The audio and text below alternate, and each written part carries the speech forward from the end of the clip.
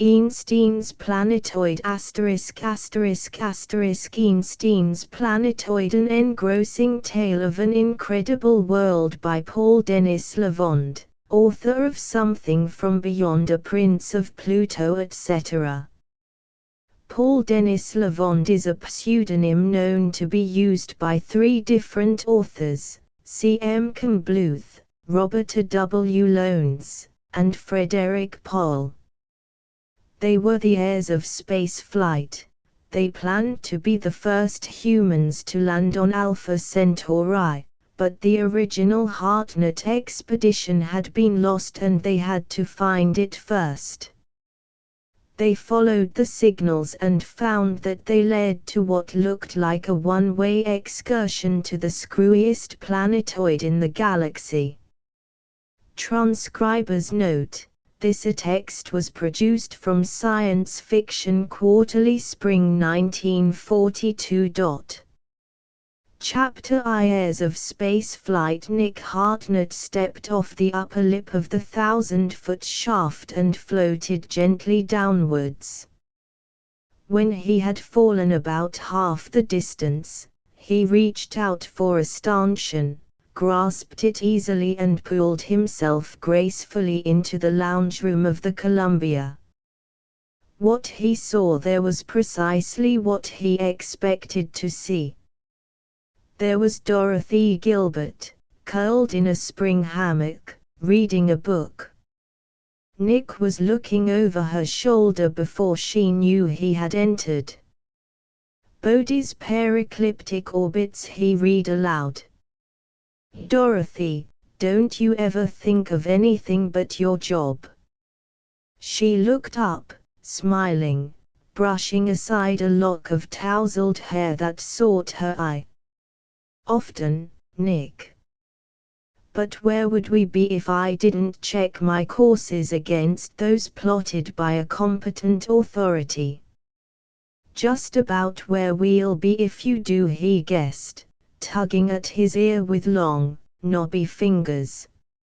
You're my idea of a competent authority yourself. Thanks, Nick. How are the contrails holding out? Wonderfully, he grinned. It seems as if my father did a fair job of inventing there, though maybe not quite good enough. He knelt and touched a button inset in the floor. Instantly the metallic luster of it dulled and clouded, then the clouds seemed to vanish as the floor became transparent. In an instant it appeared to have vanished entirely, revealing an immense sweep of blackness interspersed with white-hot, tiny specks of light that were stars and planets. Nick stared out at them. The whole field of stars was moving, it seemed, though, in actuality, it was the ship itself that spun on its axis, providing them with the illusion of gravity they required. It was hard for Hartnett to realize that this view was almost brand new to human eyes, that only 20 or 30 people could ever have seen stars and the solar system from this vantage point, outside the plane of the ecliptic. There were 7 persons in the Columbia now, and there had been 18 or 20 in its predecessor which had been reported lost some years before. Those 2 ships, the only ones in the system's Great Armada to be equipped with the counter-acceleration devices that made it possible to venture out of the confines of the solar system, were also the only ones to leave the plane of the ecliptic. "Where's Earth?" Nick asked absently without looking up. Dorothy closed the book on a finger and leaned over the edge of the hammock to look. "It's not in sight now," she said. "Wait until we spin a little farther. Of course, I can't guarantee you'll be able to see it then, either, because the ship may hide it. But we'll see." We're looking out one side of the ship and Earth is directly in back of us. He snapped off the vision and the floor returned to normal. As soon as we get the reports from the two groups, he mused, we can start making definite plans for the outing. We heard you, came a voice from just outside the lounge, and, a second later, Bob Vickers appeared, climbing hand over hand against the slight pull of the acceleration that managed to seep through the not quite perfect guard of the contrails. He pulled himself into the lounge and turned back, extending a hand to Fred Marquise, who followed him in. The two glared at Nick with injured expressions. So this, stated Vickers sadly, is how you refer to your loyal aides behind their backs. He turned to Marquise, colleague, we may as well tear up that paper and save ourselves further humiliation. Dorothy Gilbert closed her book with a snap. Far be it from me to poke my pretty nose into your little brawls, but haven't you two been rather long in getting the data? Marquise made a sweeping bow. Fair lady, he replied softly, I appeal to your innate sense of justice and fair play. Did or did not our noble captain, on 2 occasions, call us all away from our grueling labor to strain our ears trying to hear an alleged distress signal? Dorothy laughed gaily, shaking her hair away from her forehead. Indeed, our noble captain did. Not only was your invaluable time wasted, but mine as well. I was rechecking the course and had to start from scratch after the interruption. My lady is as gracious as she is charming, bowed Vickers. He faced Nick. We will be generous, sir, and accept your apology. The ship's company, sighed Nick, is reminded that the original Hartnett expedition was not entirely lost. It is to be assumed that they are still trying to contact someone, us in particular. Thus the careful attention to what appeared to be distress signals. Now may I suggest that you save your precious time by letting me know what you found. That, murmured Marquise to Vickers, is as close to an apology as he'll ever get. Marquise unrolled a small chart, holding it so both Dorothy and Nick could see. This, he explained, you can check at your leisure, though I'm a monkey's uncle if you find anything wrong with it. To sum it up briefly, the Columbia is not only the largest spaceship ever made but also the fastest and most powerful. Very nice, replied Nick, but that alone isn't good enough. We can still be the fastest thing our space and not be capable of a voyage to Alpha Centauri and back within the span of a lifetime. If this is correct, interrupted Dorothy, jabbing at an equation with her index finger, then we can do it easily. It's too damn bad, mused Nick, that my father was so secretive about things. Whatever it is we have here, I'll bet he had just as good, if not better, on the Orion 10 years ago. Didn't he leave any notes? Asked Vickers. None.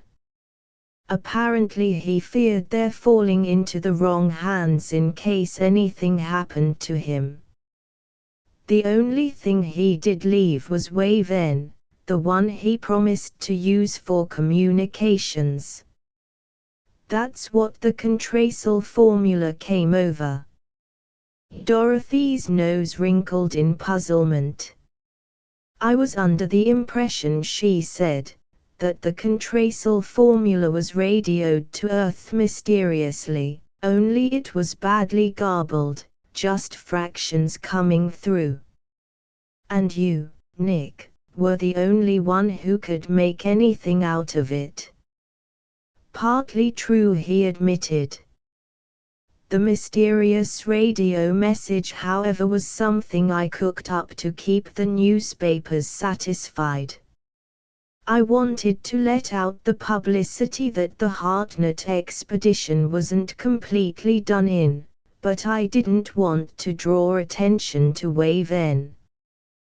The fewer people who know it exists, the better. If I hadn't thrown them off track with a little hocus-pocus, the secret might be out. Vickers blinked. Excuse me, he put in this case, I guess I am a goop.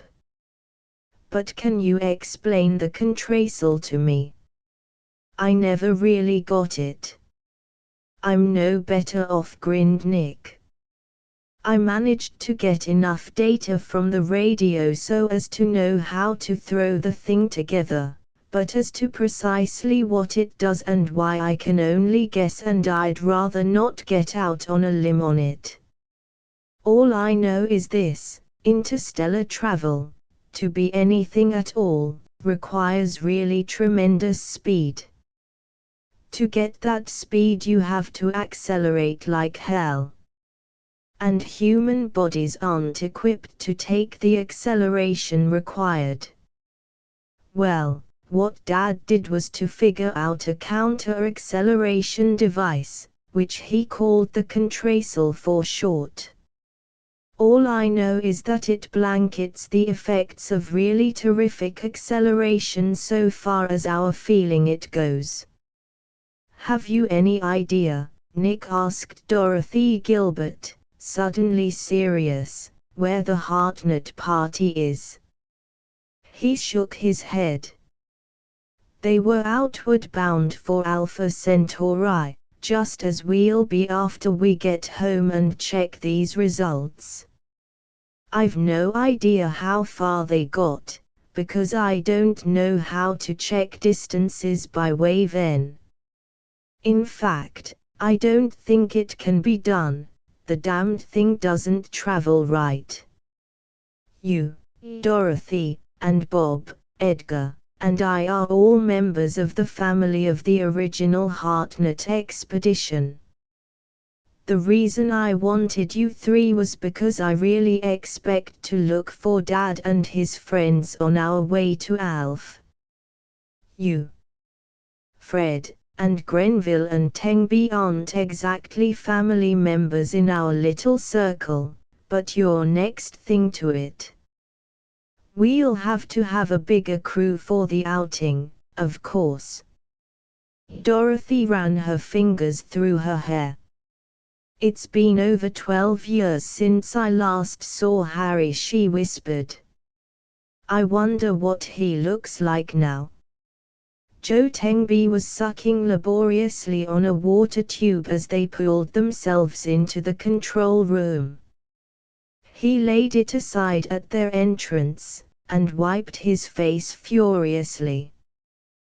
The interference is terrific, he began, but I sounded the alarm because I'm definitely getting something every now and then, although it's hard to say what. Any idea as to the source? You know how Wave N is. Edgar's been cooped up in his cage for about 7 hours now, and, if he survives, I damn well think he'll have taken Wave N to pieces and put it together again. Then we'll know how to trace the signals. Dorothy Gilbert sat on a bench swinging her legs thoughtfully. How's the intensity, Joe? Tengby clutched his hair. Oh good, he groaned. It just shouldn't happen to a dog. This wave has the most unholy variations ever conceived by Lucifer. You remember how it was on Earth? Yeah, agreed Nick. Pretty wavy to say the least. Well, it's all of that here, only the little jigger has got itself another twist. Not only does the intensity vary according to no laws whatsoever, but every now and then, she comes through full blast, song interference, backwards. What? There was a chorus on that. You heard rightly. I used to have a hobby back on Terra. Superimposition of recordings. I'd take several records of music, and play them simultaneously, working in various others now and then and thus make a new recording. At times I'd run them in backwards, lyrics and all. So, after a while, I got pretty accustomed to hearing common English words spoken backwards. And damned if some of the apparently garbled signals didn't sound familiar until suddenly it struck me. I was just beginning to set them down when, whap! In comes the interference, then they're straight again, but so faint I can't make them out. Joe called Dorothy softly, are they always in reverse when they're strong? Why, yes, they are. Does Edgar know that? Nope. She slid off the table. I think I'd better tell him before he wastes any more time. Hold it a moment, protested Nick. I want to see if we can get anything. Is the power on, Joe? Yeah. Apparently they stopped just an instant after I rang you. Any idea when they might be on again? Ought to be a few minutes, Nick. I've found that they apparently repeat each broadcast 3 times with a few hours interval between units of 3. He shoved a slip of paper over to Nick. Here's what I've managed to make out so far. Nick picked it up frowning. Not much here. It reads horribly warped by effects of motion, then there's a blank, had to stay and one, damn, another blank.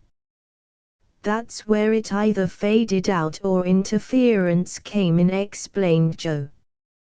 I see. This is where it reversed, eh? Left and I am blank space too slight to lift. That's all.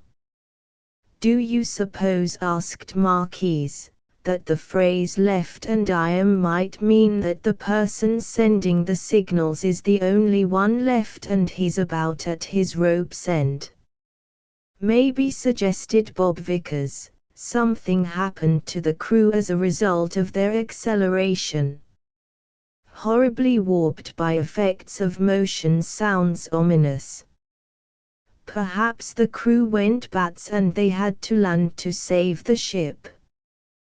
Then something happened to them on the planet so that they had to stay and one, well, maybe he's telling about the ghastly fate of one of them. What about too slight to lift, reminded Fred. As I recall, said Nick in hushed tones, there was one outstanding bad point about Dad's setup. The contrasal controls were pretty heavy and it took a strong man to work them alone. If but one man were on the ship, and he sick, or weak from hunger, he couldn't lift those levers. He stared a moment, then added, particularly if the gravity on whatever planet the ship is were greater than that of Earth. I thought the controls were automatic, protested Dorothy. They were. But Dad had manual controls installed just in case. At this point a wild-eyed, disheveled figure burst in upon them. "I've found them," he cried in a high, strained falsetto.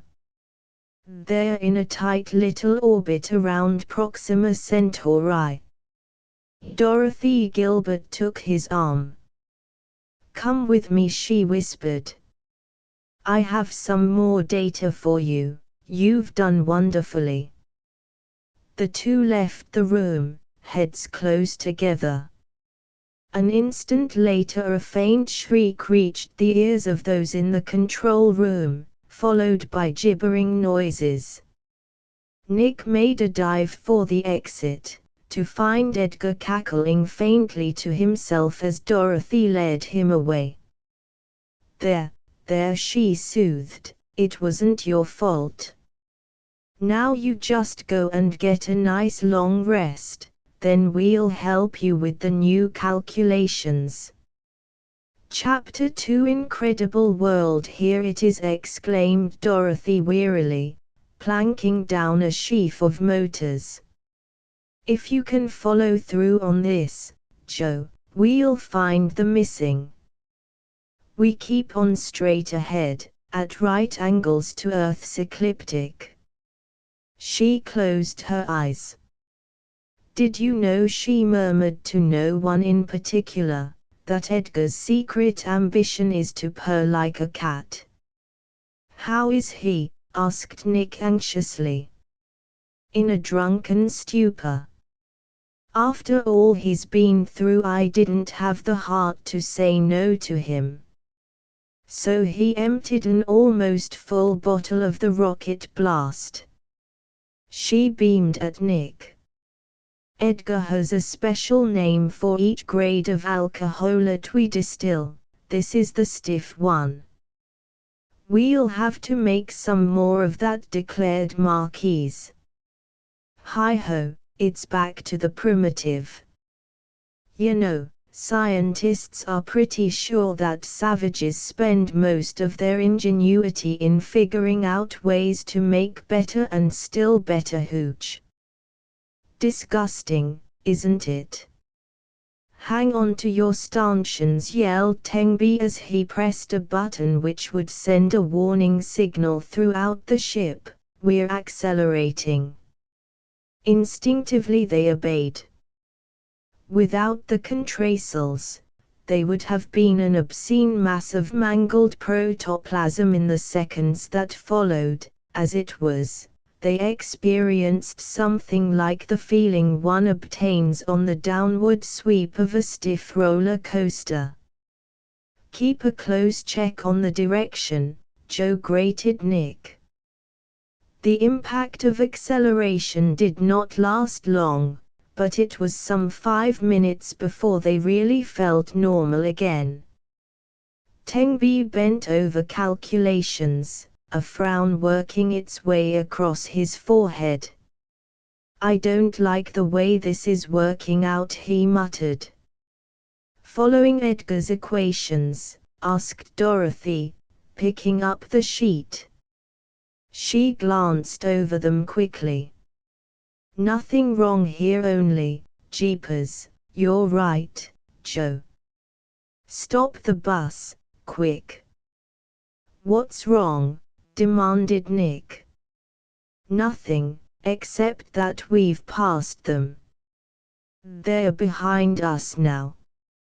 Tengbi's hands flew over the controls rapidly. "Someday, after the contrail principle has really been perfected, we're going to have ships that are practically without inertia so long as the power's on. Ships that can stop dead like that without any terrifying results and go back the way they came, as neat as the ancients' trains on their tracks. But we have to decelerate slowly or we're basket cases, if anybody ever finds us at all." "Wherever they are," mused Nick, "it's going to be one sweet job finding the planetoid in this space. It'll be practically invisible because of the distance from the sun.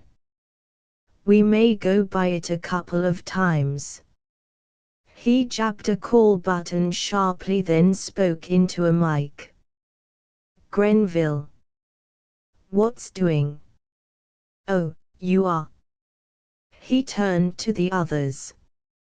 Our chemical engineer is turning his inventive genius to a superior blend of the rocket blast. How lovely. Noble pastime, put in Dorothy. The last batch was pretty raw. I think it would have dissolved my teeth if I hadn't swallowed it quickly. Listen, yelped Nick. Lay off the monkey business for a minute and attend. Hop down to the observation room and look for a small planetoid. I don't know, could be any port. Use maximum magnification because it may be small, big enough to hold a ship about this size perhaps. Possibly, quite probably dark. Signal us as soon as you see something. If he's been sampling his wares, he's likely to see anything, suggested Marquise. That being the case, replied Nick, you'd better go down and help him, all of you. It's a tough job for one man in any condition. Coming? Inquired Marquise of Dorothy. She shook her head. Yeah, he jibed. Captain's pet. Dorothy bit her lip. When I think that we almost went right by it without suspecting, almost missed it completely, I mean. Nick clasped her shoulder, his eyes fixed upon the almost invisible planetoid slowly growing before them. Were you and your brother very good friends? I scarcely knew him, she murmured. He ran away from home when I was 7 or 8, and we only saw him once in a while after that. I think it was nearly 6 years after he first hit out before he came back. He was mature then and I was just a silly adolescent, but I idolized him because he was so famous. He spent nearly a whole month with me, with us, that is, about 4 years before he signed up with your father. But all that seems unreal now. If he's still alive, I'll probably say hello, Harry, and kiss him with sisterly affection and be glad he's all right, but it won't really mean much. What about your father, Nick? He frowned. Dad and I were pretty close. Matter of fact, I never called him Dad until after he disappeared. It was always Steve. He preferred that, didn't like his own name, though I didn't know about it for a long time. I never could figure out the relationships between the other kids I knew and their parents. I always felt sorry for them. You see, Steve explained to me once, it's amazing that I got it the first time, that father or dad or pop was something I'd better call him when other people were around just for the sake of appearances. And, when I was in school, why, he was my father. But when we were alone together, or just the three of us, Steve, Mater, and I, we didn't have to be formal at all. We were always the best of friends. She drew closer to him. I'd like to meet Steve. He looked at her as if it were the first time they were meeting. Steve would like you, too, he replied. The alarm clanged for some time before they noticed it. Sorry, exclaimed Tengby as he came into the room. We've spotted it. It's less than 500 miles in diameter. He eased himself into the control seat and started to shift them into the proper curve for landing. Fascinated, the three stared out the large port at the rapidly increasing globe before them. Unbroken in surface, it loomed before, a seemingly fantastic and impossible thing, a perfect sphere. Slowly, prodigiously slow, they approached, coasting gracefully, for inertia or no, there was still the great mass of the ship to take into consideration. There was something wrong about this, somewhere. Then, suddenly, the same thought struck all three of them. "It isn't a sphere," voiced Nick. "It just looks that way because of its tremendous speed of rotation."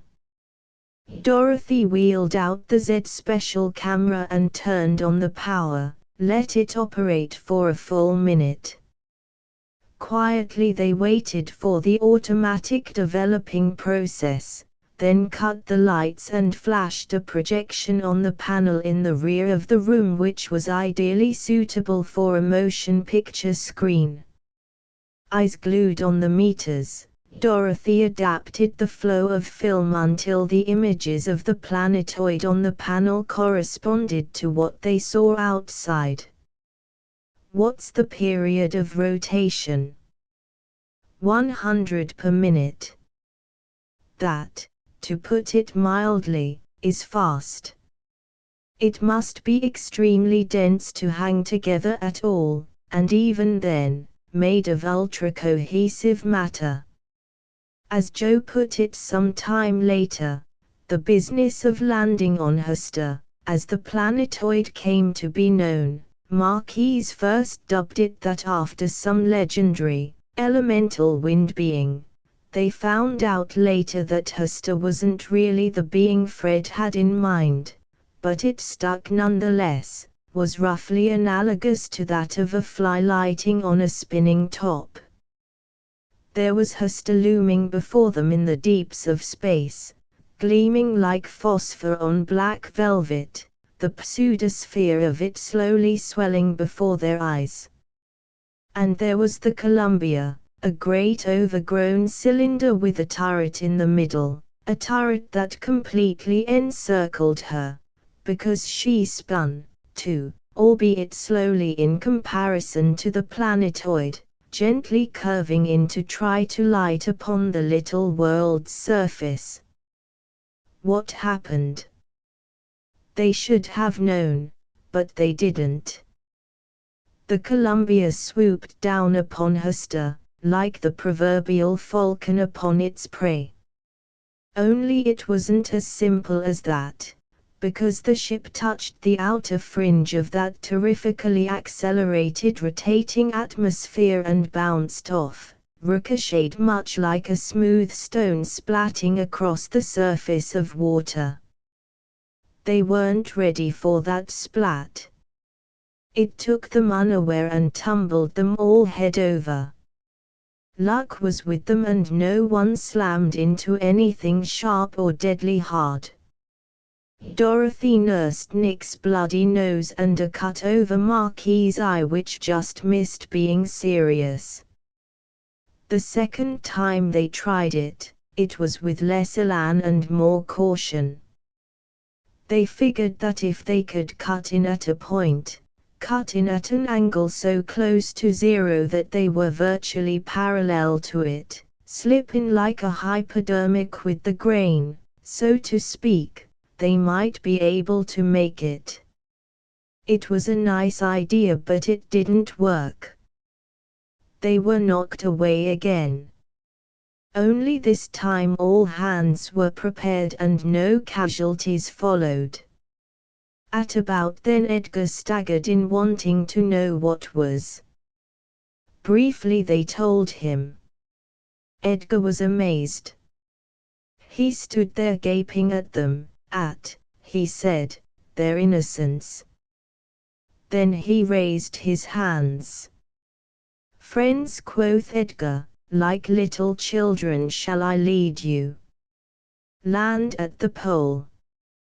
They made it.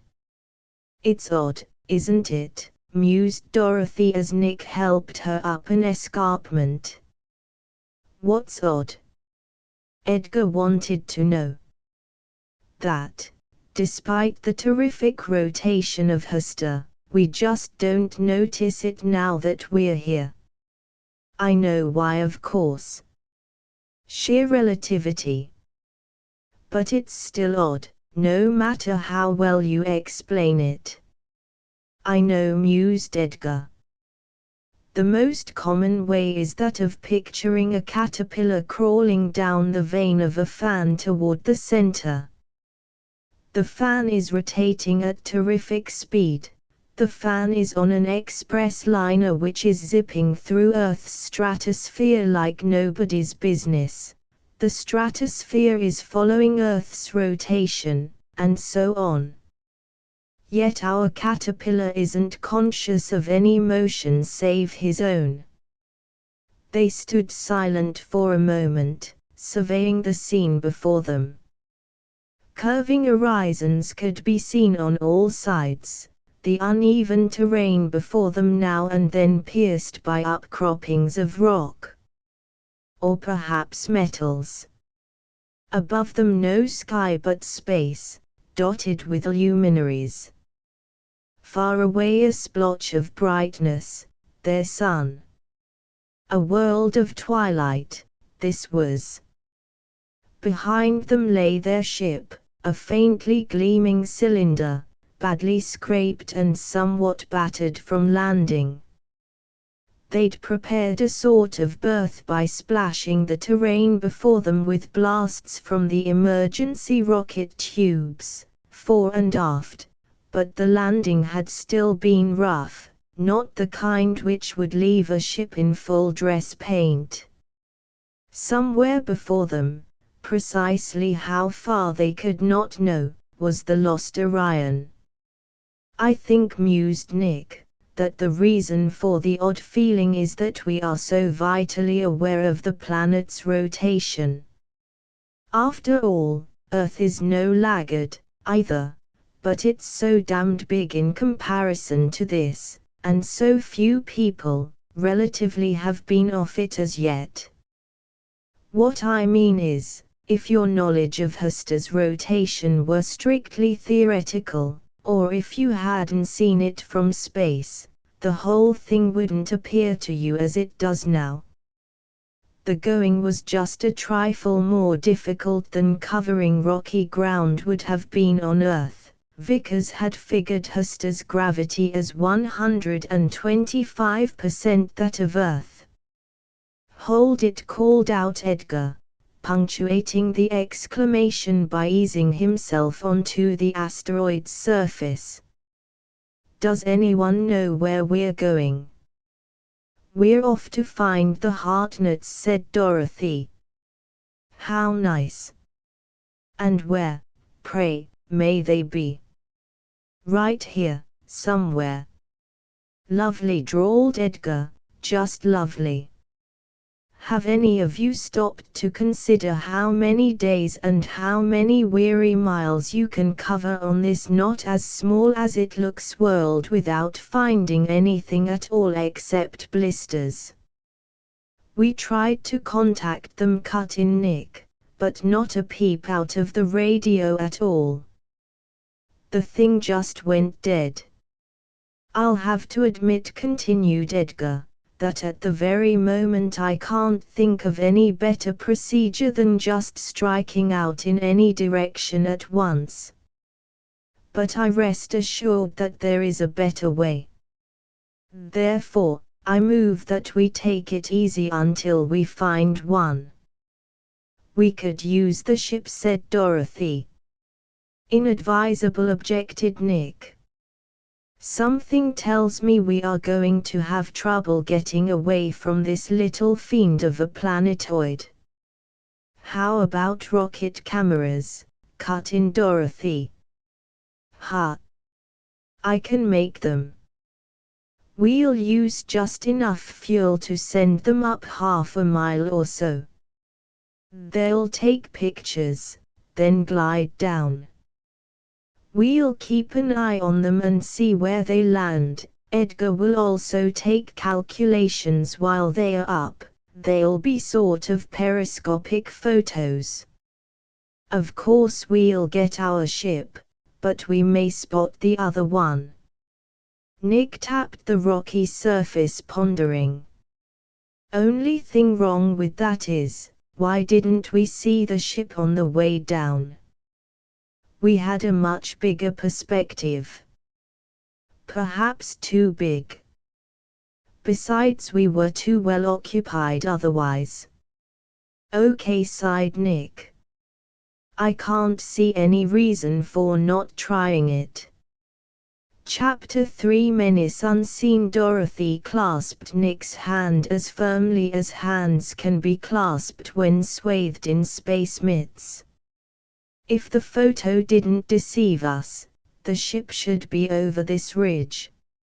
Nick nodded, shot an impatient glance at the others straggling up the slight incline. Together he and Dorothy mounted the acclivity, peered anxiously at the sweep below. A little scream of delight came from Dorothy's lips.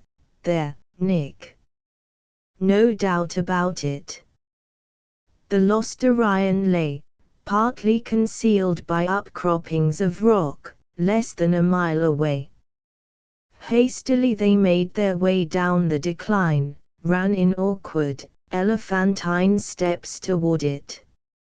As they approached they could see how beaten and scarred it looked. They bounded to the port and breathlessly clanged upon it. It was shut tightly. Impatiently they beat upon it until finally it swooshed open and they filed into the airlock. Imperturbably the outer door snapped close behind them, clam-like, and painfully slow the inner port dragged itself open. The lost Orion. The air was pure, that they noticed first of all when they had doffed cautiously their helmets. Pure and warm. Quickly they took off the clumsy suits and looked about them. No one was in sight, no greeting came to them. "Hello," yelled Nick. No answer. It was not as large as the Columbia, this ill-fated craft, but a big ship nonetheless. Hearts beating out ill omens, they searched room after room, finding no one. "Hello! Hello!" cried Dorothy. Edgar grasped her arm. "Wait," he murmured. "I think I heard an answer." Silently they followed him, as he led, to a small room. There was a bed, a set of controls. From this point the mechanisms for opening the double doors had been set in motion, a small heating unit, and a large armchair. As their eyes roved about the room, a figure arose unsteadily from the chair and faced them, a tall, gaunt man, white-haired, his eyes looking as if he had been lost for 1,000 years. Wordlessly he stared at them, as Nick stepped forward, his voice husky. "Steve." The older man looked at him, a sort of dull bewilderment spreading across his face. "Hello, Nick," he said softly. "I was sort of wondering when you'd come. Who are your friends?" "I'm Dorothy," Gilbert spoke up, that person coming forward, "and I think I'd better fix something for you right away, Steve. You look as if you haven't had a square meal since Sinbad went sailing." The older man grinned wanly. "Guess I haven't been eating any too regularly. Haven't had much company, you see, since." "Tell us about it later," interrupted Dorothy. "Edgar, break out the rations and help me with this thing. Looks like an old model." Nothing to it, murmured Vickers. I'm Edgar Vickers, he added in Hartnett's direction. My brother, Bob, is the slack-mouthed individual you see behind me. There's 3 other fellows in the party, but they stayed back in the ship. Hartnett sat down on the bed, his eyes wandering from one to another. Nice girl you have there, Nick, he whispered. You're not letting any of these other lads get the jump on you, eh? Not a chance, replied Dorothy without looking up. I'm after the Hartnett fortune because there's no one else I know who is worth marrying, even for the kind of lab I want. Did you write the book you always said you would if you were ever marooned, Steve? Asked Nick. Hartnett nodded. Guess that's all that kept me from going nuts. All alone here, not strong enough to do much more than take care of myself, write, and send signals out. Didn't go outside much after. Dorothy faced him, her eyes misty. Don't try to soften it, Steve. I knew as soon as I came in the ship. Harry's dead, isn't he? Like all the others. Hartnett nodded. Yes, like all the others. There's not much to tell, said Hartnett slowly, after the meal had been finished. We started out in the Orion much the same as you did in the Columbia, tested the contrails and decided everything was all right. We noticed this little world here and landed to investigate. Only we couldn't get off. We'd been going virtually at the speed of light, and that warped the 4th-dimensional fields which were a basic part of the contrails. We found that the only way we had of getting off this planetoid was by rockets, and rockets weren't enough. We just slid along the surface, battered up the ship, then stopped. Then we began to find out things about this world. Some of them were interesting, and some, he broke off suddenly. Nick, you or none of your party have been out without full suits, have you? Nick shook his head. Good. Don't. This little world is full of radiations, a good deal of which are undetectable, but nasty nonetheless. 7 of our party succumbed before we suspected anything was wrong, and 5 more died within the next fortnight from perfectly innocent things which must have acted as catalysts. So far as we know, an ordinary suit is protection, but we can't be sure. What happened to the others? Asked Bob Vickers. Hartnett was silent for a moment. When we landed, one of the rocket fuel tanks was ruptured. Not broken open, just cracked enough to let the stuff vaporize and escape. It started to flood the ship gradually, before we found out. We drew lots to see who would seal off the rooms where it had already penetrated, knowing that the chances were 100 to 1 that everyone who went would be blown up. It was a suicide job, but those suicides could keep the entire ship from being blasted to free electrons. They did. If you'd come from the other side, you'd have seen the great gaping crater and the hole in the ship. I don't understand, started Dorothy. I do, spoke up Nick. When the Orion left, the only rocket fuel which was any good was HZ7. It had one fault, however.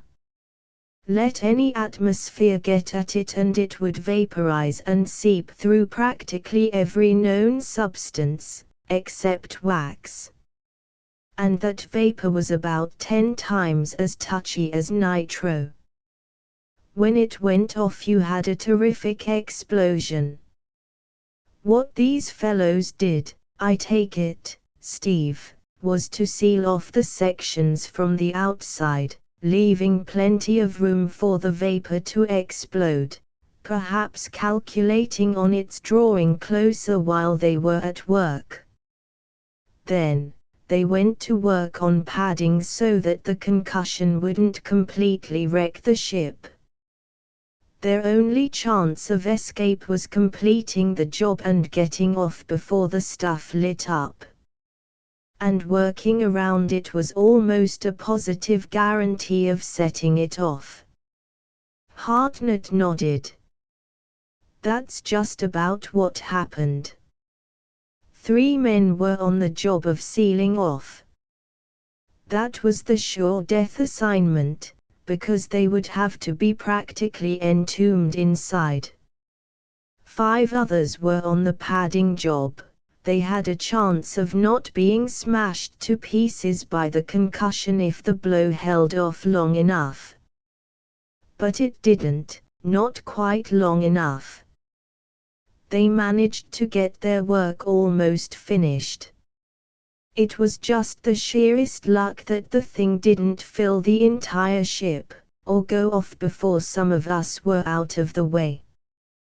That was when we didn't all wait to put on full suits, and it seemed all right outside. Well, the radiation got the ones who survived the blast. He buried his face in his hands. It seems as if it happened 10 years ago at times, then I feel, sometimes, as if it had happened yesterday. Dorothy slipped her arm around him. It wasn't your fault. Come, tell us more about the things you found out about this planetoid. He raised his head, brow wrinkled in concentration. There's an odd effect at the horizon, maybe you haven't noticed it yet, eh? The equator of the world seems to be moving, flowing along the ground. Yow! Exclaimed Edgar. Lawrence Fitzgerald stuff. Ha! Simple, he went on. The speed of rotation of this planetoid at the equator approaches the speed of light, believe it or not. So the equator contracts. Its diameter remains the same, mind you, since it isn't moving along the line of the diameter, but the circumference grows smaller. And that, my friends, he concluded, makes the mathematical pi a variable so far as Hester is concerned. Geometry on this planet must be hot stuff, a veritable purgatory for mathematicians. How the devil did you figure all that out? Exclaimed Hartnett, a note of awed admiration in his voice. Edgar grinned. I'm not staking my life on it, he said, but it's the only explanation I can think of for the phenomenon you described. Well, you may be right, and then again. The important thing, now, is to get off Hester. These radiations are what got most of us.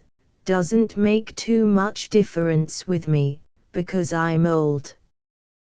But I'm assuming, he looked at Dorothy and Nick, that you two will be wanting to pair off pretty soon.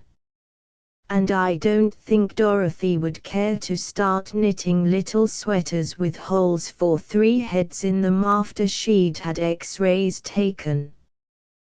We'll get off, declared Nick. Our rockets are powerful enough, I think. We'll take what we can from the Orion, and I suspect that you and your book, Steve, will be all, then scram away from here fast. He clasped Dorothy's hand. I only want a hole for one head in that little sweater. Joe Tengby turned to Hartnett and Nick with a despairing gesture. See? All we do is slide along the ground. I've given her the best blasts we have and there's the result. A good thing they've found a new kind of rocket fuel in these last years. When Dorothy came in, Nick gripped her hands and clung to her. There was no need for words. Silently they looked out of the port onto the scene of their prison, grey twilight world with its sky of starlit black. Finally he straightened up, reached out and pressed the call button which would summon all hands to the control room. There is nothing wrong with the rocket tubes, or the fuel, he said softly when all had come. Everything is working as it should work. Our rockets just aren't strong enough to get us off. But the contrails, burst out Marquise bewilderedly. Hartnett shook his head. No good here.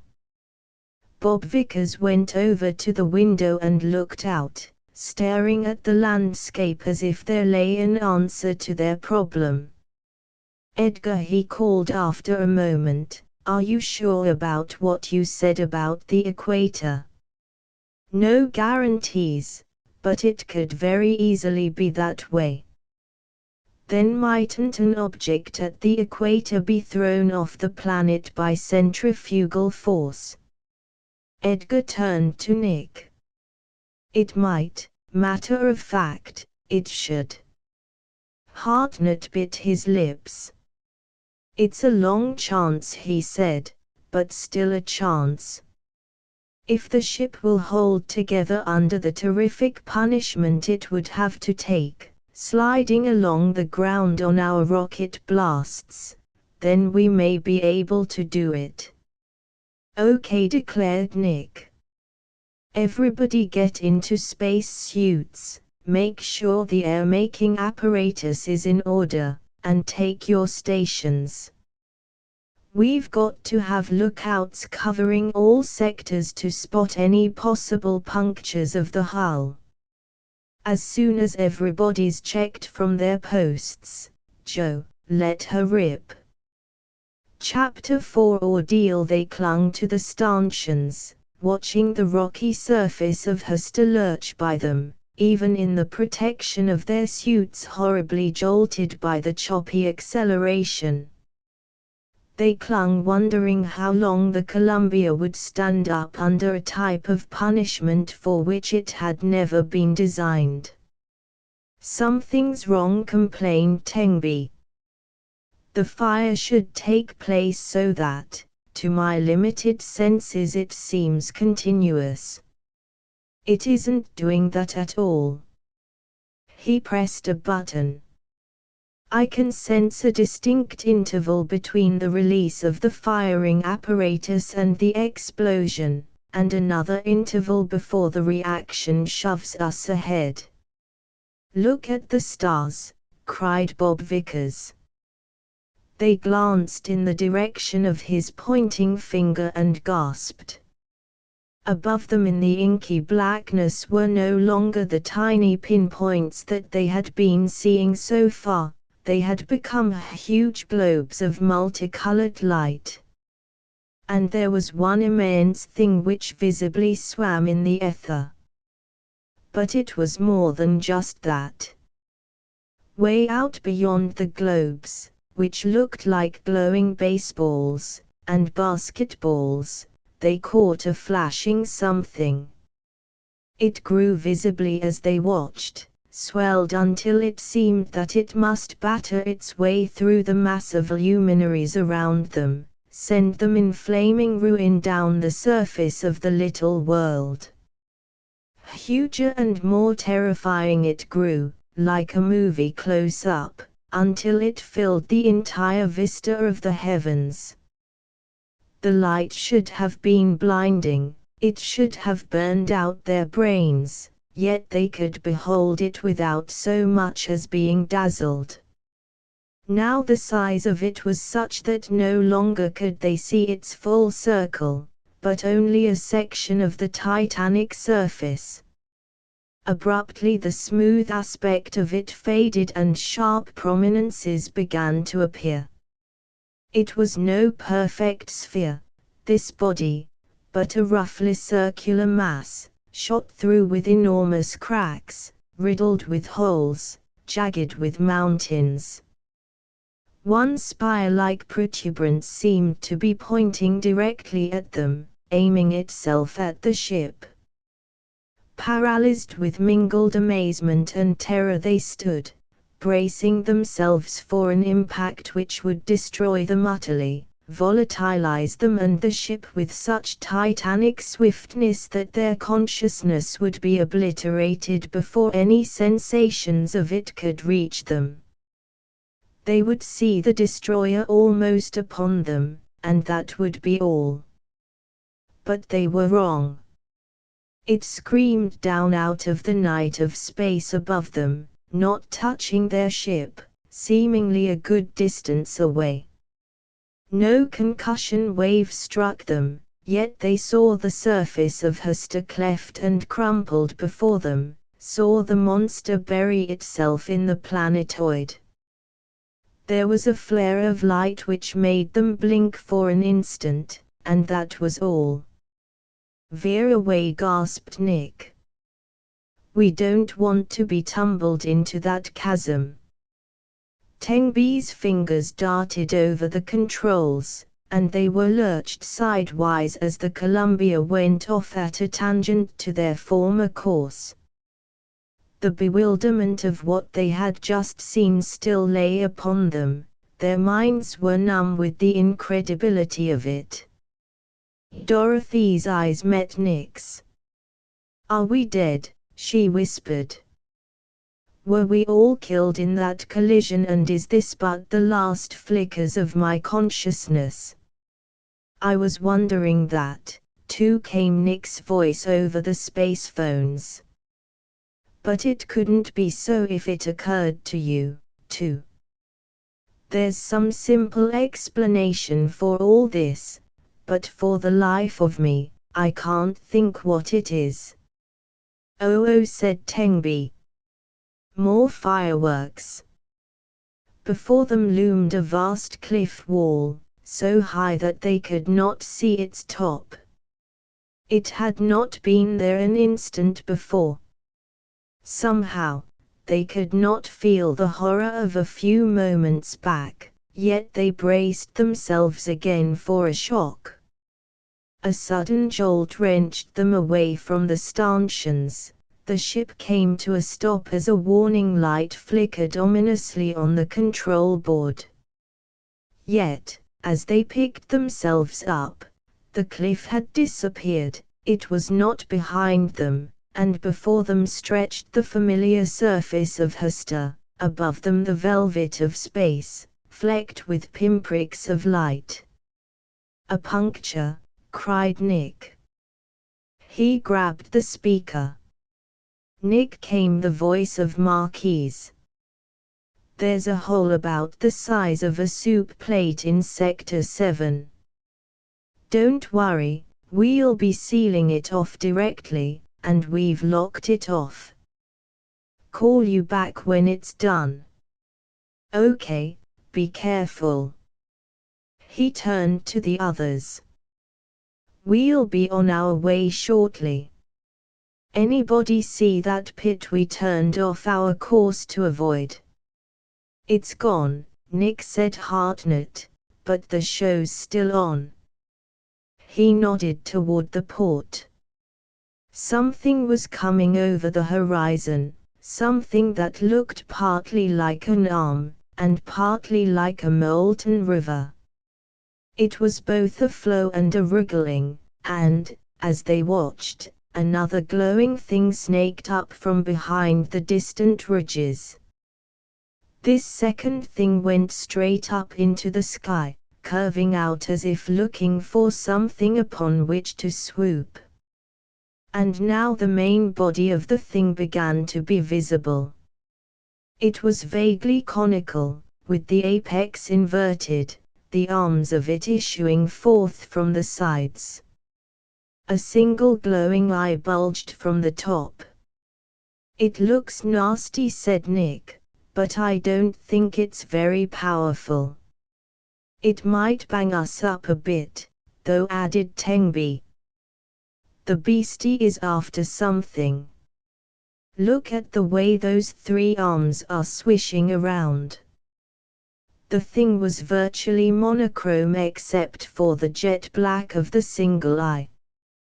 The arms were flailing in the general direction of the ship, coming closer with each cast. But apparently it had not reached them yet. "Do you suppose it can't see well?" asked Dorothy. Before anyone could answer her, the creature had already acted. For caught now in one of the brilliant arms was a flattish many-legged thing, looking more like a centipede than anything else. It had a barbed tail like a scorpion, and was writhing and trying to spear the other desperately. But the hunter had calculated well and encircled its prey in such a manner that the barb could not reach it. Closer to the brilliant body the struggling thing was borne, then a slit appeared in the side of the victor, and a deep red orifice grew. The flattish creature was popped into this. The cavity closed with a snap, and again the shell of brilliant cone thing seemed to be unbroken. Caught in the brilliant arms was a flattish thing that looked more like a centipede than anything else. "Nice fauna here," remarked Nick. "Did your party ever meet up with that beauty?" Hartnett grinned. "In a way. But watch closely, now. There's more to come." The bright cone rested motionless on the ridge, two of its three arms lying motionless. They couldn't see the third, but supposed that it, too, was at rest. Unwinking, the huge eyes stared apparently upward. But off in another direction what looked like a cloud was approaching. It drifted easily, dropping to the surface now and then and lazing along for a while, then rising up again. The size of it made them gasp. It seemed to be larger than the Columbia. Now the cone thing was aware of its approach and the bright arms was in play again. Like a fisherman casting after trout, the arms threw out. The cloud came on until it hovered over the cone creature, then suddenly it dropped down enveloping it. An instant later it rose and the cone creature was gone. The whitish cloud started to drift away. But something was wrong. It didn't move as easily as it had done before, it lurched in a distressed manner. "What's wrong with it?" murmured Nick. "Look, it's changing color," cried Dorothy. A rusty stain had suddenly appeared in the cloud. Before their eyes it grew rapidly, the core of it an angry red, the spreading stain rust. The cloud thing rose up slowly, but the red spot grew. And as they watched, a bulge appeared in the red, grew like a blister and finally burst. From the cavity the brilliant arms of the cone thing appeared, followed by the rest of the creature. It lingered in the opening as the stricken cloud sank slowly to the surface of the planetoid. Now the red stain had almost completely blotted out the normal white of the cloud and they saw that the thing was beginning to crumble where the cone creature had emerged. It dissolved into a sort of dust, leaving the cone thing in much the same position it had been in before, with the single great eye staring up at the stars. "I'll be damned," murmured Nick. "It must have poisoned the cloud." But why did the cloud try to eat it, then? "These creatures haven't any intelligence at all," apparently explained Hartnett. "I've seen that happen any number of times. I'd say offhand that the cloud mass is attracted by something in the cone creature, perhaps that scorpion thing it just ate, because the clouds can envelope them without danger. But the cone creature is rather well developed, as you saw." The light on the control board winked. Tengbi picked up the phone. "It's Marquis," he said. "They've got the patch on the puncture and we'll be able to go ahead shortly." "Okay," said Nick. "Tell them to wink when all's ready." He turned to the others. "It doesn't look as if we'll make the equator." Hartnett smiled grimly.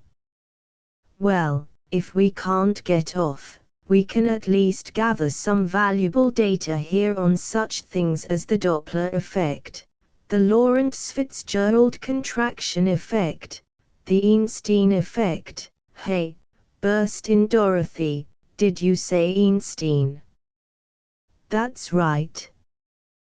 This will be the first opportunity anyone's ever had to get real observational data for primary sources." "Wait a minute," she continued. "According to Einstein, there's an increase in mass with an increase in speed, isn't there?" "Correct, but why get so excited about it?" "Lots of reasons, Nick. We're dopes, that's why. There's no sense in our going to the equator. Our mass would be so terrific there that we could never get off. But, if there's a point where the centrifugal force will throw us off, it's between here and the equator." "She's right," screamed Edgar. "And I'm a seventh-order moron not to have thought of it myself. If such a point exists, we must be pretty close to it now." The light flickered again. "All set," said Joe. "Get ready, we're moving." Again they grasped the stanchions, their hearts hammering in hopeful anticipation. Now the effect that Tengbi had mentioned was painfully apparent. They saw him press the firing button, counted beneath their breath as they waited for the light which would indicate that the rocket had fired correctly. Ordinarily, that light flicked so soon after the button was pressed that it appeared simultaneous, then braced themselves for a spurt ahead. When it came, the scene outside had altered again. Now the entire topography of Hester seemed to be a vast concavity, and they were climbing up the rim of the Great Cup. Ahead of them strange wrinkles appeared in the surface which became normal again as they approached nearer. Behind them, the planetoid had become an incline sloping down to the edge where the great globes of stars wheeled in the abyss. "Are we crazy, or is it Hester?" burst out Bob Vickers. Hartnett smiled. "These distortions are purely illusionary. It's the effect of the rotation."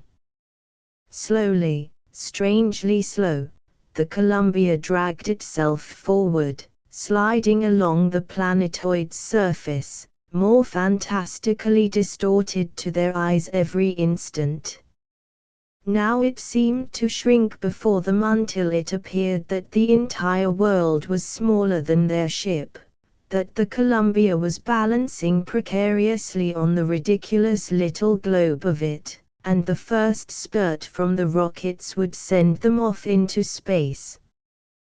Then Hester was an incredible long, winding ribbon, lined with impassable mountains on either side, and they must travel along the millions of miles of it, as on a runway until at last they came to the rim. Then it was a geometrical nightmare, a riot of planes and angles which hurt their eyes to see. Up from the surface reared hideously formed ridges, and equally ghastly orifices yawned before them. And before them stretched leagues upon leagues of glassy surface. Then the weird terrain was slipping away from them.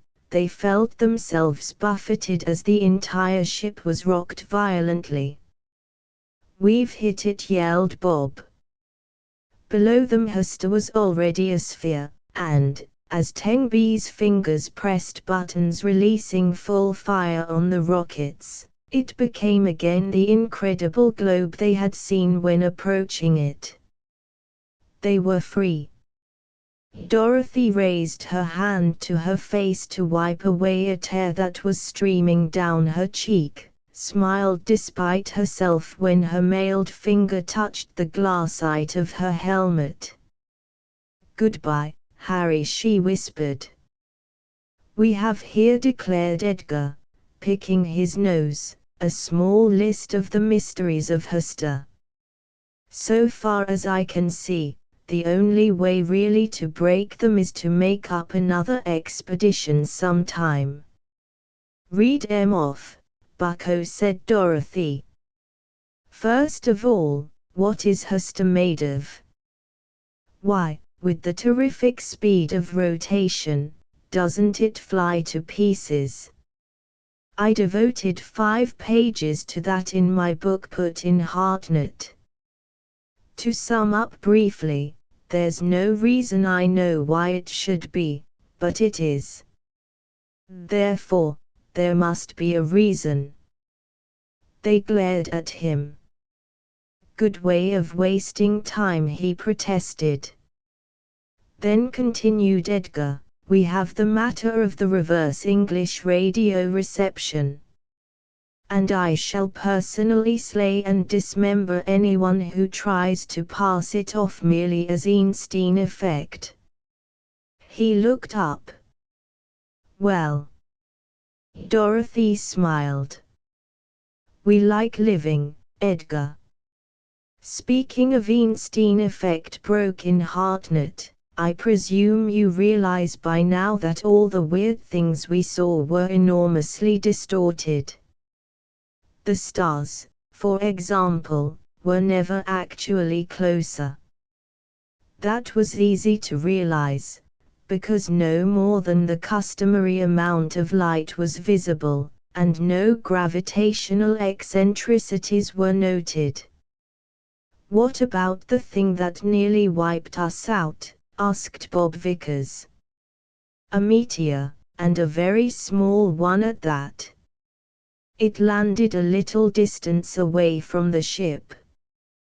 Had it hit us, it wouldn't have blotted us out, but could have caused considerable damage nonetheless." "And the creatures?" "Microscopic. Had we been able to move at the time, we could have plowed right through them. I've seen those illusions a number of times. We wasted quite a bit of ammunition on them before we got wise. And just imagine their consternation when they saw us, apparently microscopic, too, yet always out of grasp. That's why the cone creature was flailing away at nothing at all. It was trying to catch us." "Can you explain wave N?" burst in Edgar. "I have 7 pages on that in my book," smiled Hartnett.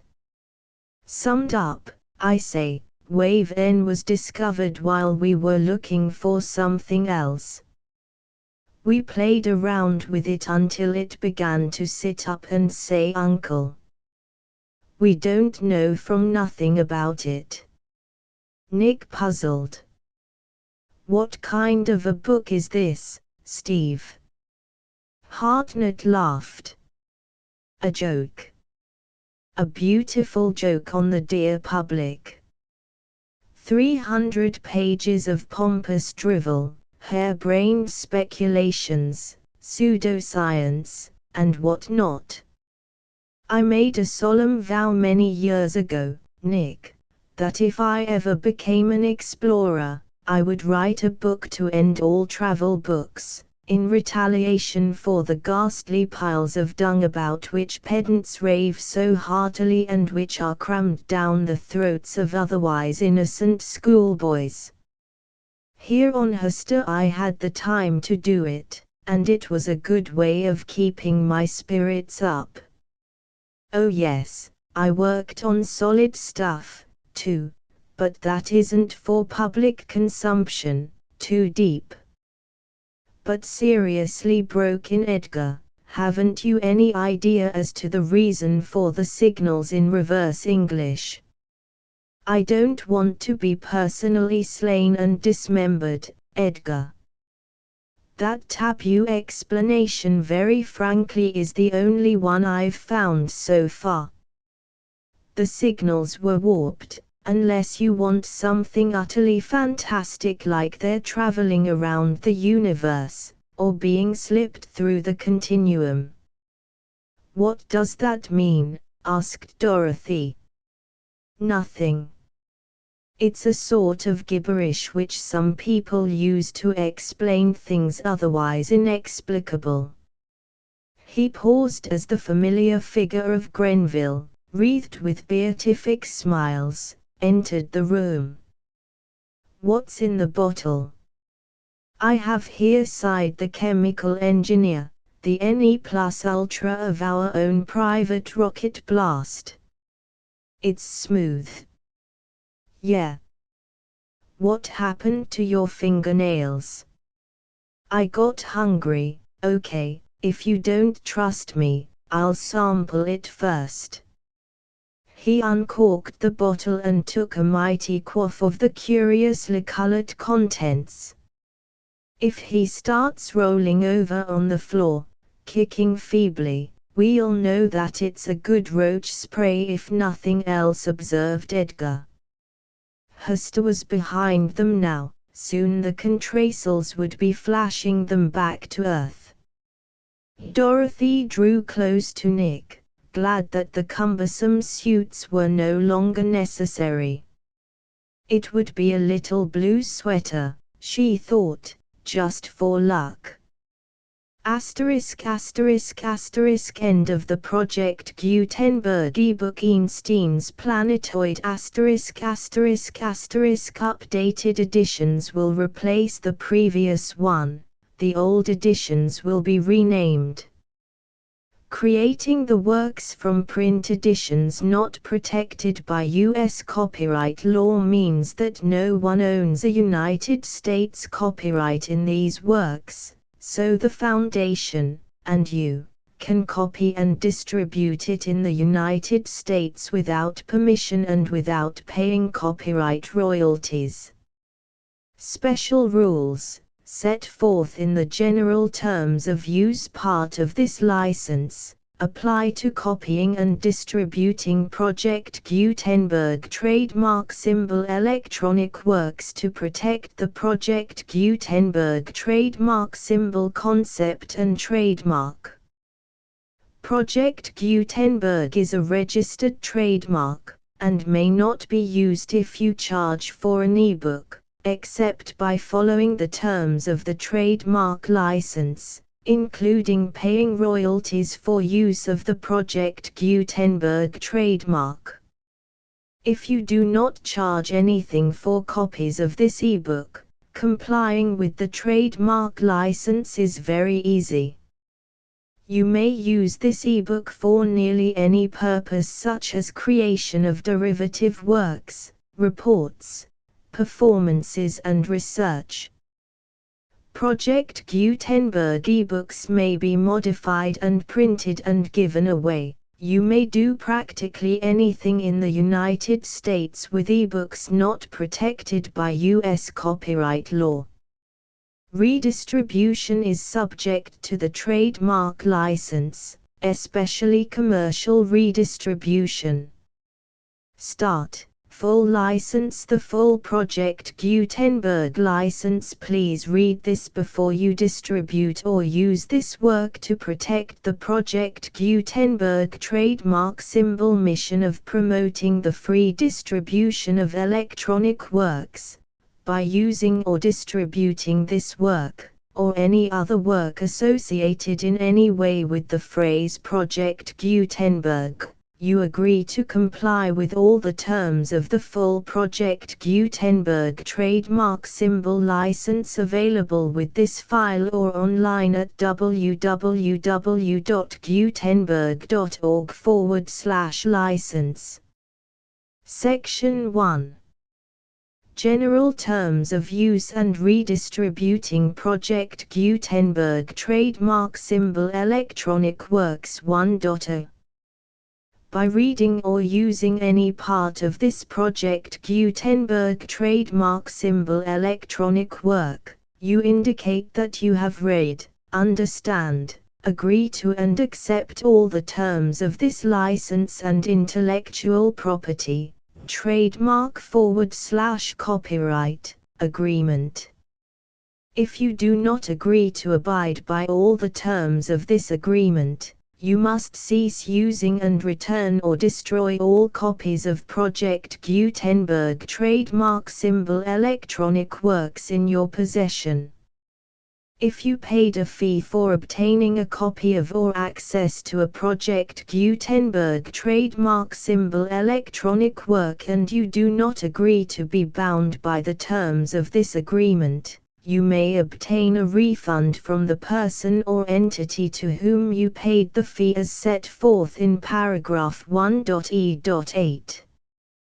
1.b. Project Gutenberg is a registered trademark. It may only be used on or associated in any way with an electronic work by people who agree to be bound by the terms of this agreement. There are a few things that you can do with most Project Gutenberg trademark symbol electronic works even without complying with the full terms of this agreement. See paragraph 1.c below. There are a lot of things you can do with Project Gutenberg trademark symbol electronic works if you follow the terms of this agreement and help preserve free future access to Project Gutenberg trademark symbol electronic works. See paragraph 1.e below. 1.c. The Project Gutenberg Literary Archive Foundation, the Foundation or PGLAF, owns a compilation copyright in the collection of Project Gutenberg trademark symbol electronic works. Nearly all the individual works in the collection are in the public domain in the United States. If an individual work is unprotected by copyright law in the United States and you are located in the United States, we do not claim a right to prevent you from copying, distributing, performing, displaying or creating derivative works based on the work as long as all references to Project Gutenberg are removed. Of course, we hope that you will support the Project Gutenberg trademark symbol mission of promoting free access to electronic works by freely sharing Project Gutenberg trademark symbol works in compliance with the terms of this agreement for keeping the Project Gutenberg trademark symbol name associated with the work. You can easily comply with the terms of this agreement by keeping this work in the same format with its attached full Project Gutenberg trademark symbol license when you share it without charge with others. 1.d. The copyright laws of the place where you are located also govern what you can do with this work. Copyright laws in most countries are in a constant state of change. If you are outside the United States, check the laws of your country in addition to the terms of this agreement before downloading, copying, displaying, performing, distributing or creating derivative works based on this work or any other Project Gutenberg trademark symbol work. The Foundation makes no representations concerning the copyright status of any work in any country other than the United States. 1.e Unless you have removed all references to Project Gutenberg. 1.e.1. The following sentence, with active links to, or other immediate access to, the full Project Gutenberg trademark symbol license must appear prominently whenever any copy of a Project Gutenberg trademark symbol work, any work on which the phrase Project Gutenberg appears, or with which the phrase Project Gutenberg is associated, is accessed, displayed, performed, viewed, copied or distributed. This ebook is for the use of anyone anywhere in the United States and most other parts of the world at no cost and with almost no restrictions whatsoever. You may copy it, give it away or reuse it under the terms of the Project Gutenberg license included with this ebook or online at www.gutenberg.org. If you are not located in the United States, you will have to check the laws of the country where you are located before using this ebook. 1.e.2. If an individual Project Gutenberg trademark symbol electronic work is derived from texts not protected by U.S. copyright law, does not contain a notice indicating that it is posted with permission of the copyright holder, the work can be copied and distributed to anyone in the United States without paying any fees or charges. If you are redistributing or providing access to a work with the phrase Project Gutenberg associated with or appearing on the work, you must comply either with the requirements of paragraphs 1.e.1 through 1.e.7 or obtain permission for the use of the work and the Project Gutenberg trademark symbol trademark as set forth in paragraphs 1.e.8 or 1.e.9. 1.e.3. If an individual Project Gutenberg trademark symbol electronic work is posted with the permission of the copyright holder, your use and distribution must comply with both paragraphs 1.e.1 through 1.e.7 and any additional terms imposed by the copyright holder. Additional terms will be linked to the Project Gutenberg trademark symbol license for all works posted with the permission of the copyright holder found at the beginning of this work. 1.e.4. Do not unlink or detach or remove the full Project Gutenberg trademark symbol license terms from this work, or any files containing a part of this work or any other work associated with Project Gutenberg trademark symbol. 1.e.5. Do not copy, display, perform, distribute or redistribute this electronic work, or any part of this electronic work, without prominently displaying the sentence set forth in paragraph 1.e.1 with active links or immediate access to the full terms of the Project Gutenberg trademark symbol license. 1.e.6. You may convert to and distribute this work in any binary, compressed, marked up, non-proprietary or proprietary form, including any word processing or hypertext form. However, if you provide access to or distribute copies of a Project Gutenberg trademark symbol work in a format other than plain vanilla ASCII or other format used in the official version posted on the official Project Gutenberg trademark symbol website, www.gutenberg.org, you must, at no additional cost, fee or expense to the user, provide a copy, a means of exporting a copy, or a means of obtaining a copy upon request, of the work in its original plain vanilla ASCII or other form. Any alternate format must include the full Project Gutenberg trademark symbol license as specified in paragraph 1.e.1. 1.e.7.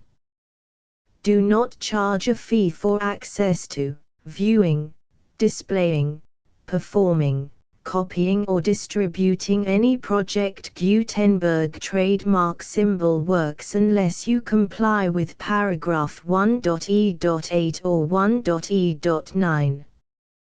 1.e.8.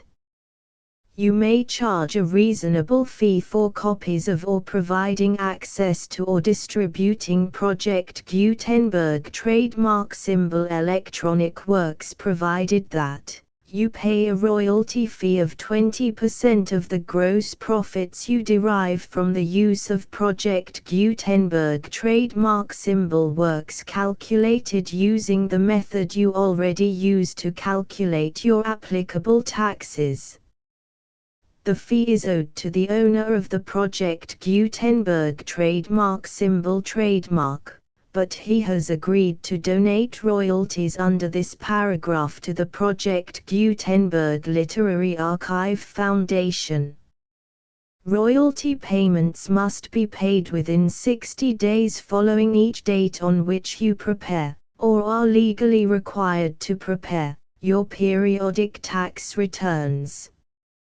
Royalty payments should be clearly marked as such and sent to the Project Gutenberg Literary Archive Foundation at the address specified in Section 4, Information about donations to the Project Gutenberg Literary Archive Foundation. You provide a full refund of any money paid by a user who notifies you in writing, or by email, within 30 days of receipt that he does not agree to the terms of the full Project Gutenberg trademark symbol license. You must require such a user to return or destroy all copies of the works possessed in a physical medium and discontinue all use of and all access to other copies of Project Gutenberg trademark symbol works. You provide, in accordance with paragraph 1.f.3, a full refund of any money paid for a work or a replacement copy, if a defect in the electronic work is discovered and reported to you within 90 days of receipt of the work. You comply with all other terms of this agreement for free distribution of Project Gutenberg trademark symbol works. 1.e.9. If you wish to charge a fee or distribute a Project Gutenberg trademark symbol electronic work or group of works on different terms than are set forth in this agreement, you must obtain permission in writing from the Project Gutenberg Literary Archive Foundation, the manager of the Project Gutenberg trademark symbol trademark. Contact the Foundation as set forth in Section 3 below. 1.f1.f.1. Project Gutenberg volunteers and employees expend considerable effort to identify, do copyright research on, transcribe and proofread works not protected by U.S. copyright law in creating the Project Gutenberg trademark symbol collection. Despite these efforts, Project Gutenberg trademark symbol electronic works, and the medium on which they may be stored, may contain defects such as, but not limited to, incomplete, inaccurate or corrupt data, transcription errors, a copyright or other intellectual property infringement, a defective or damaged disk or other medium, a computer virus, or computer codes that damage or cannot be read by your equipment. 1.f.2 Limited warranty. Disclaimer of damages, except for the right of replacement or refund described in paragraph 1.f.3, the Project Gutenberg Literary Archive Foundation, the owner of the Project Gutenberg trademark symbol trademark, and any other party distributing a Project Gutenberg trademark symbol electronic work under this agreement, disclaim all liability to you for damages, costs and expenses, including legal fees. You agree that you have no remedies for negligence, strict liability, breach of warranty or breach of contract except those provided in paragraph 1.f.3. You agree that the Foundation, the trademark owner, and any distributor under this agreement will not be liable to you for actual, direct, indirect, consequential, punitive or incidental damages even if you give notice of the possibility of such damage. 1.f.3 Limited right of replacement or refund. If you discover a defect in this electronic work within 90 days of receiving it, you can receive a refund of the money, if any, you paid for it by sending a written explanation to the person you received the work from. If you received the work on a physical medium, you must return the medium with your written explanation. The person or entity that provided you with the defective work may elect to provide a replacement copy in lieu of a refund. If you received the work electronically, the person or entity providing it to you may choose to give you a second opportunity to receive the work electronically in lieu of a refund. If the second copy is also defective, you may demand a refund in writing without further opportunities to fix the problem. 1.f.4 Except for the limited right of replacement or refund set forth in paragraph 1.f.3, this work is provided to you as is, with no other warranties of any kind, express or implied, including but not limited to warranties of merchantability or fitness for any purpose. 1.f.5 Some states do not allow disclaimers of certain implied warranties or the exclusion or limitation of certain types of damages. If any disclaimer or limitation set forth in this agreement violates the law of the state applicable to this agreement, the agreement shall be interpreted to make the maximum disclaimer or limitation permitted by the applicable state law. The invalidity or unenforceability of any provision of this agreement shall not void the remaining provisions. 1.f.6 Indemnity. You agree to indemnify and hold the Foundation, the trademark owner, any agent or employee of the Foundation, anyone providing copies of Project Gutenberg trademark symbol electronic works in accordance with this agreement, and any volunteers associated with the production, promotion and distribution of Project Gutenberg trademark symbol electronic works, harmless from all liability, costs and expenses, including legal fees, that arise directly or indirectly from any of the following which you do or cause to occur. A. Distribution of this or any Project Gutenberg trademark symbol work.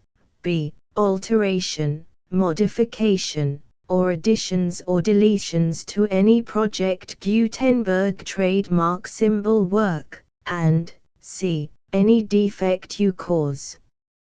Section 2. Information about the mission of Project Gutenberg trademark symbol. Project Gutenberg trademark symbol is synonymous with the free distribution of electronic works in formats readable by the widest variety of computers, including obsolete, old, middle-aged and new computers.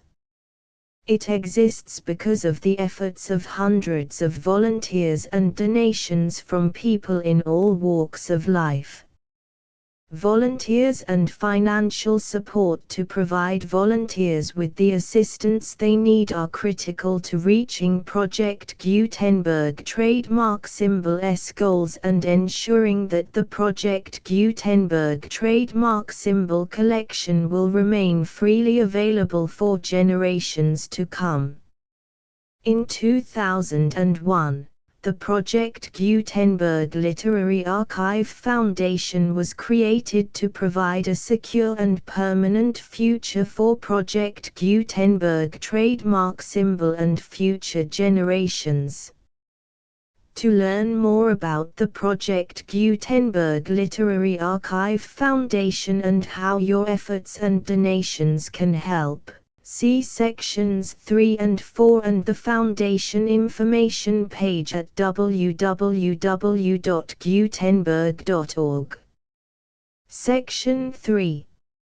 Information about the Project Gutenberg Literary Archive Foundation. The Project Gutenberg Literary Archive Foundation is a non-profit 501(c)(3) educational corporation organized under the laws of the state of Mississippi and granted tax-exempt status by the Internal Revenue Service. The Foundation's IN or Federal Tax Identification Number is 64-6221541. Contributions to the Project Gutenberg Literary Archive Foundation are tax-deductible to the full extent permitted by U.S. federal laws and your state's laws. The Foundation's business office is located at 809 North 1500 West, Salt Lake City, UT 84116. 801-596-1887. Email contact links and up-to-date contact information can be found at the Foundation's website and official page at www.gutenberg.org/contact. Section 4. Information about donations to the Project Gutenberg Literary Archive Foundation. Project Gutenberg trademark symbol depends upon and cannot survive without widespread public support and donations to carry out its mission of increasing the number of public domain and licensed works that can be freely distributed in machine-readable form accessible by the widest array of equipment, including outdated equipment. Many small donations, $1 to $5,000, are particularly important to maintaining tax-exempt status with the IRS. The Foundation is committed to complying with the laws regulating charities and charitable donations in all 50 states of the United States. Compliance requirements are not uniform and it takes a considerable effort, much paperwork and many fees to meet and keep up with these requirements. We do not solicit donations in locations where we have not received written confirmation of compliance. To send donations or determine the status of compliance for any particular state, visit www.gutenberg.org/donate.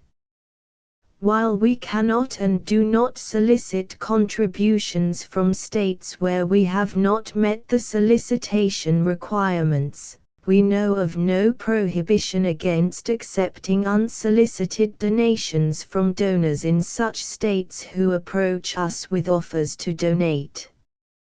International donations are gratefully accepted, but we cannot make any statements concerning tax treatment of donations received from outside the United States.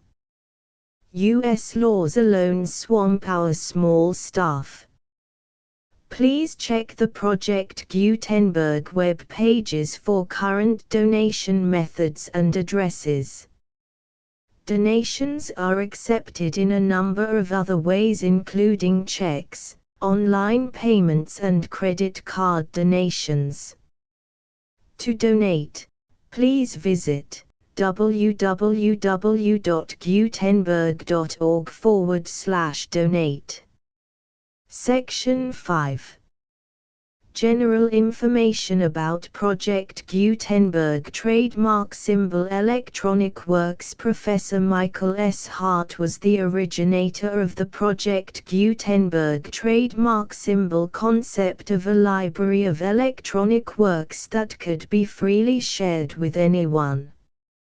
For 40 years, he produced and distributed Project Gutenberg trademark symbol ebooks with only a loose network of volunteer support. Project Gutenberg trademark symbol ebooks are often created from several printed editions, all of which are confirmed as not protected by copyright in the US unless a copyright notice is included. Thus, we do not necessarily keep ebooks in compliance with any particular paper edition. Most people start at our website, which has the main PG search facility, www.gutenberg.org. This website includes information about Project Gutenberg trademark symbol, including how to make donations to the Project Gutenberg Literary Archive Foundation, how to help produce our new ebooks, and how to subscribe to our email newsletter to hear about new ebooks.